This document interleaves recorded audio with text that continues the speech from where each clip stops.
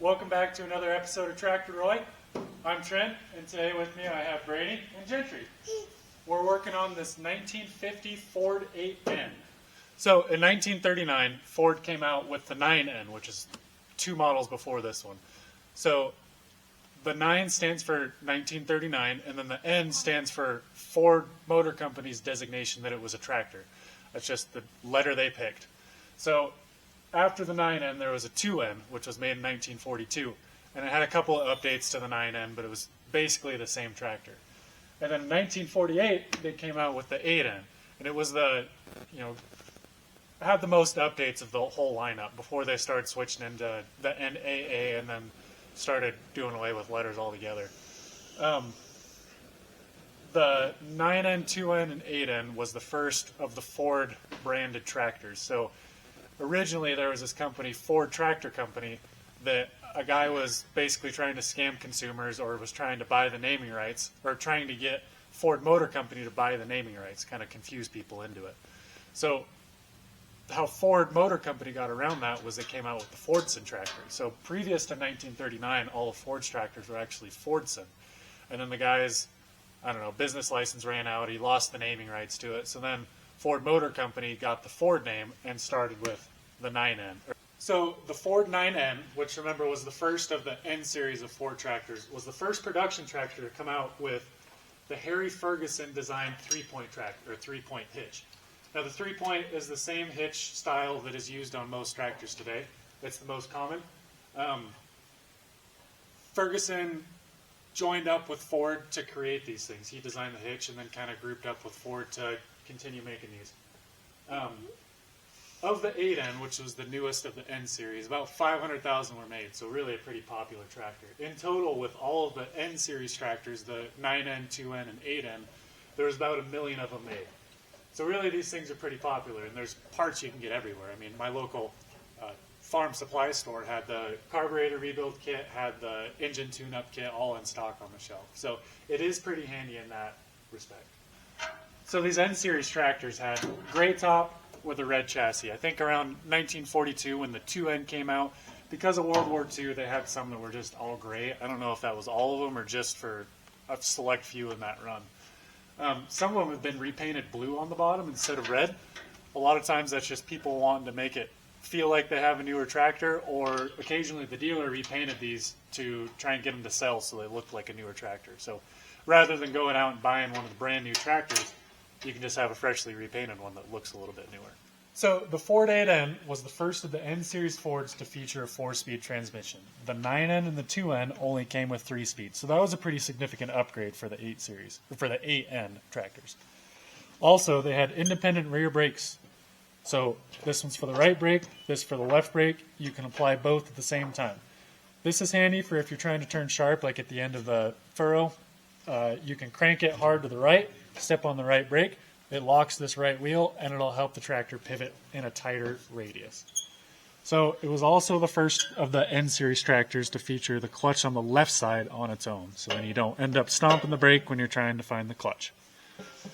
This is the choke lever for the carburetor, and this is the throttle. This is throttle down, throttle up. We have oil pressure over here, the ammeter over here. This just determines if your battery's charging or if it's discharging. Here, going along with the battery, is the light switch. So how generators work is this is off. This first will be putting a load on the generator. It starts at charging the battery. When you pull this out to this first position, you should see this ammeter start to bump up like the generator is pushing current to the battery to help charge it. All the way out should be the lights on. Some of these are different where it'll have the load notch, then it'll have front lights, then back lights and front lights. This one's only a 3 position, so it should just be load and then lights right there. This is called the proof meter. It's a combination hour meter, tach, and speedometer. So how the speedometer works is you can see these 5 rings that are in here. This outer one is the tachometer, the engine speed. Now each of these rings corresponds to a forward gear. So this inner ring is going to be first gear. So if you're in first gear, depending on the engine speed, that correlates to your ground speed. and you can see a faint line right here of where your PTO is at 540 RPM. So if you're trying to engage your PTO, you just run your throttle up until your proof meter is right at the PTO speed, and then you're good to go. Looks like this one needs replaced. This needle isn't doing anything. So it's kind of hidden up under the dash. This one has a key switch. I'm not sure if this is a factory original or if it's just like this one, but we have a key switch over here. Right here is the push button to engage the starter. It has a wire coming off of here that closes the circuit and then engages the starter solenoid that's attached to the starter. Right here, this is the hydraulic control for the 3-point lift arm. This would be lift arms down. This is lift arms up. Also on the left side of the transmission with the clutch is the PTO engagement lever. So while the tractor is stopped, you push the clutch down, engage the PTO, let off the clutch, and now your PTO should be spinning. To disengage, same. Push clutch, disengage PTO, and now you're good to go. You can see the linkage from the left brake here. When I push on the left brake, you can see that there's a rod running under the tractor. It connects right to here and goes right there. This is your parking brake, kind of rudimentary, but it's kind of interesting. You just push down, pull that up, and now your brakes are locked, and then to release it, kind of the same thing. There you go. Kind of the old school parking brakes. It worked, but it looks like there could be a little bit better design for this. So on the left side of the tractor, you can see we have the battery. The gas tank is right above the engine. We have the starter. This is the starter solenoid. Our push button closes the circuit to this wire and engages the solenoid, and then allows battery power to flow through the starter, engage the Bendix, engage the flywheel, crank the engine. Also on the left side, we have our oil filter canister, our sediment bowl for the fuel. This filters out the fuel before it goes to the carburetor. We have our oil fill, and we also have a breather.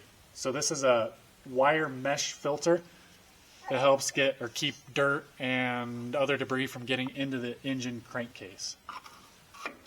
This is our generator. This is what charges the battery. Generators need excited to start charging. So even though the tractor is running, it doesn't necessarily mean that the generator is charging the battery. That load switch that I was showing earlier, that's what excites the generator to start charging the battery. It needs to see a load before it starts sending current to the battery. Oh, almost forgot the dipstick. Right here, checking the engine oil level. It's pretty dirty.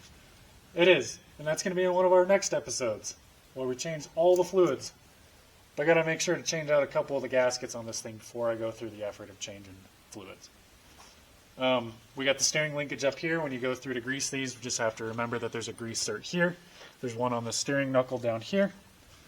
And there might be one in here, but it's probably just, you have to pull this apart, grease all the races, push it back together. So this is our, I don't know what you would call this, your case oil level. This is a combination of the transmission and the final drives back here and the hydraulic fluid reservoir for the 3-point. It's kind of an all-inclusive. These things, it's pretty nice that there's just one big reservoir across this thing. Just makes it a little bit easier to deal with stuff. And they do take hydraulic oil instead of gear oil. They take H134. It's a Ford-specific oil. There are, like, farm stores sell house brands of oil that's rated for the 134 Ford oil. But it is a specific type. It's not just hydraulic fluid. It's kind of a mixture of hydraulic and transmission oil. It's kind of weird. Every manufacturer has their own brand or a type of oil that they require. It's best to try and use the oil that's rated for these tractors because that's was designed to work with these seals. If you have one type of oil that doesn't agree with different types of seals, then it'll start rotting them out. You can get leaks everywhere, and it kind of makes it a pain. So our carburetor goes here. We have taken this off for cleaning and reassembly. That's in one of our other videos. Here's our distributor up here. This is where all your spark plug wires come off. This is how the engine gets spark, ignition. Carburetor is where the engine gets fuel from. So this is the generator. It's driven off of the front of the engine. This helps keep the tractor at the same speed. So if it's under a heavy load, then this will, so this is where your throttle is right here. And if the tractor starts bogging down, then it'll allow the carburetor to have more or less fuel to keep the tractor at a consistent RPM. These are necessary on tractors because it's a set it and forget it as far as the throttle goes. It's not like on a car where if you want to go uphill, you push the throttle harder. This is your accelerator pedal in a car for the tractor. So back here, we have our pre-filter. This is if you have a bunch of chaff or something getting in here. It doesn't get into your air filter canister. It gets caught in here. This is an oil bath air filter. These things are pretty dang efficient for what they are. Once they get to a certain engine horsepower, then they start becoming inefficient, and that's why paper air filters are on modern cars. So in here, it's literally just an oil bath filter. So you fill this up with fresh oil, not used oil, fairly regular intervals. It kind of depends on how dusty your conditions are, how often you're using your tractor, but you want to make sure this is clean because this is the air filter for your tractor. If this gets dirty or you don't have any oil in there, you can get a bunch of contaminants getting into the engine. Then you start having to look into a bunch of engine damage and repairs. So inside of here, there's a wire mesh. You want to show the camera over here?